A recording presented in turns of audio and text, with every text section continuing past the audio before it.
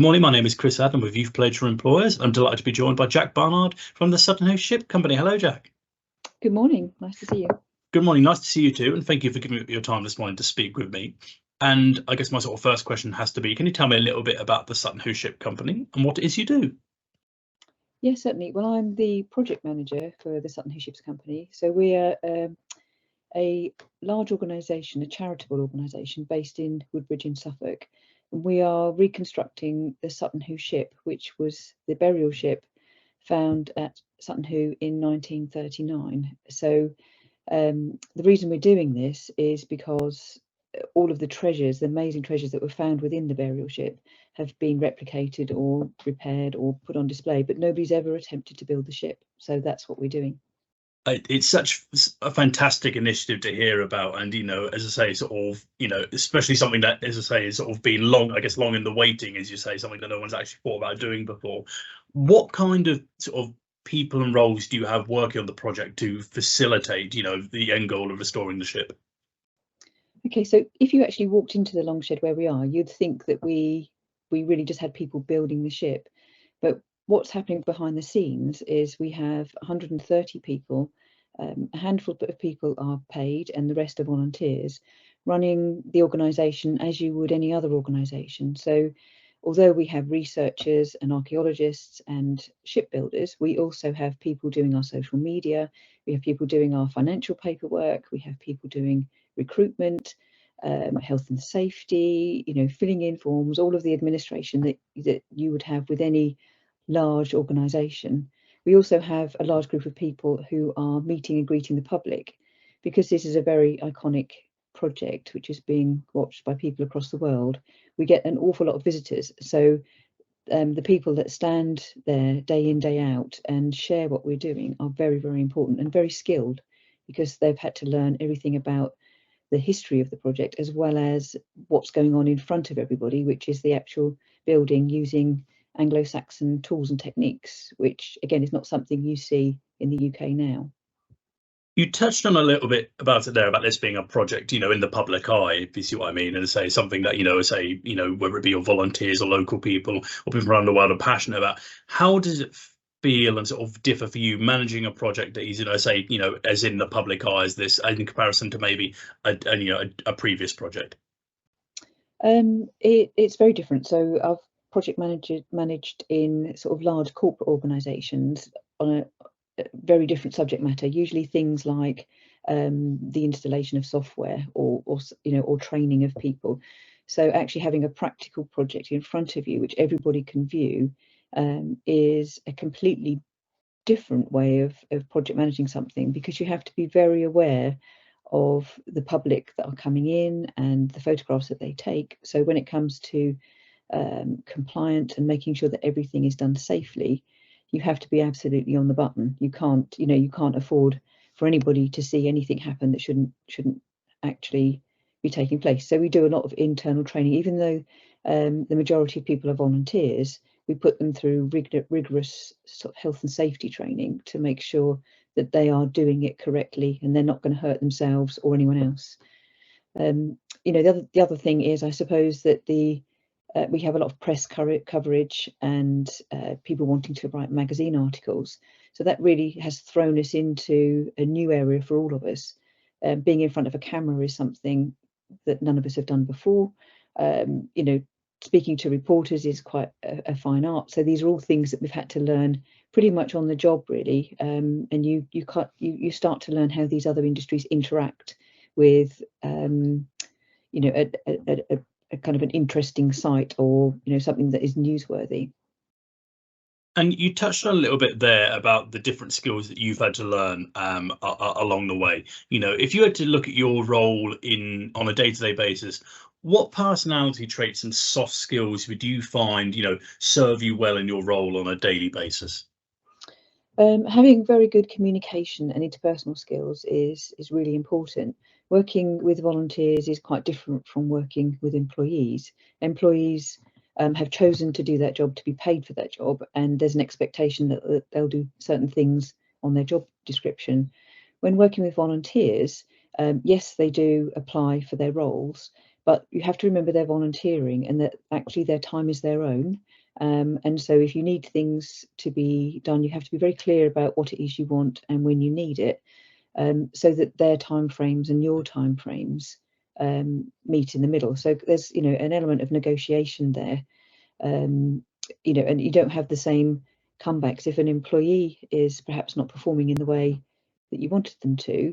It's very different to a volunteer that may not be performing in the way that you want them to. So you have to learn new strategies to speak to people so that they're both getting what they want out of volunteering, and we're actually getting the jobs done that we need to be fulfilled, because at the end of the day, those tasks have to be done. And you've touched on a little bit there when you talk about the variety, about how sort of days are different from each other there. You know, I know there's no such thing as a typical day in any industrial role, we know. In your role, what would you say the good days look like, and what do the challenging days look like? I suppose the first thing to say is that my days are very, very varied. So you could probably talk about them having different days at different parts of the month, really. So this interview we're doing now is at the end of the month. It's very much about the financial month end, and very much about getting the monthly newsletter out, and very much about updating all of the volunteers about what's happened in the previous month.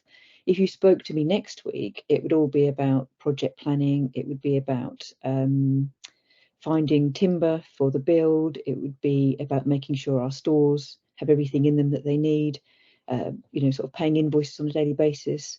We have several email boxes that we have to respond to. So, you know, members of the public have questions and queries, and so we have an awful lot of that to do. But the largest part of my role is making sure that the project is continuous, and that all of these different strands have their needs met. Because if the shipwrights run out of timber, they can't do the build. You know, if bills don't get paid, we can't buy the things that we need. If, you know, the public aren't getting access and having up-to-date information, they'll no longer be interested in what we're doing. And also a very large part of my role is the sort of fundraising side. So whereas when you work in a company, you know that there's a certain amount of income coming in from the services you sell or the profits you're making. With this, it's very much about making sure that the bank has enough money by fundraising. And so there's applications to be done to different organisations, maybe for tools, maybe for people's time, maybe for some very specific things. But we're constantly fundraising on a daily basis as well. And you've touched on these questions about, as I say, some of the skills you have to utilise, some of the things you've had to learn as you're going along as well, specifically, you know, whether it comes from maybe from previous project to a project of this nature. You know, if I could ask you to imagine that you were maybe going to bring a young person in who is going to be shadowing you and maybe training up to do a role similar to yours one day, and you're looking at, say, CVs and that kind of thing, what kind of sort of experiences, things they put in their hobby section or in their personality traits, those kind of things, would you look at and make you think, you know what, I think you would potentially have some transferable skills to do a role like this in the future? Okay, it's an interesting question. So I think a young person would need to think about their interpersonal skills and practice working with or speaking and interacting with people of all ages.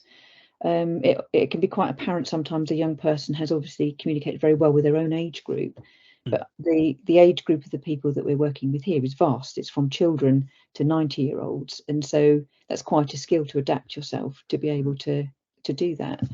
I would also say, despite this being an Anglo-Saxon project, your computer and technical skills are very important. We use a lot of different software applications. So I wouldn't encourage you to go away and learn specific ones, but keep up to date.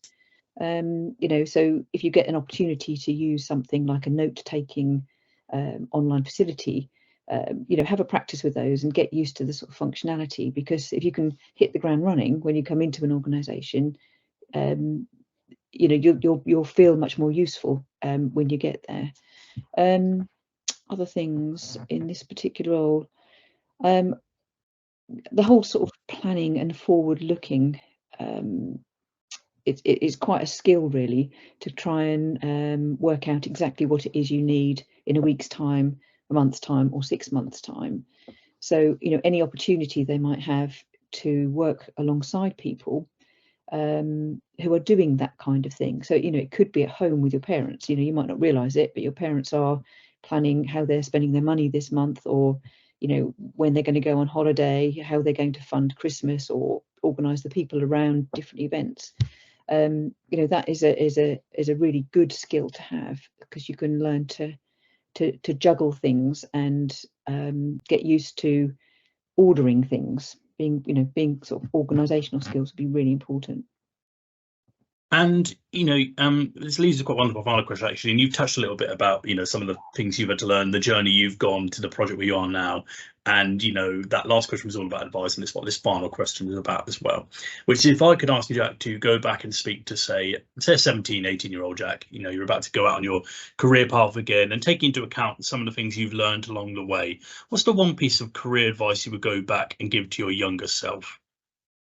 Ask more questions. Don't accept things that are just kind of given to you. You know, be more curious about the different things that you're involved with, because quite often, or me as a young person, I kind of accepted it. I started my career off as an accountant, and just accepted everything that was thrown at me without questioning it. And it was several years later that I realized actually I could add more value by being curious and questioning, you know, why is this done this way? Could it be done differently? You know, things have moved on from when that skill or that task was designed. So could I do it differently now? So, you know, keep questioning everything all of the time, because it's not necessarily already done in the best way.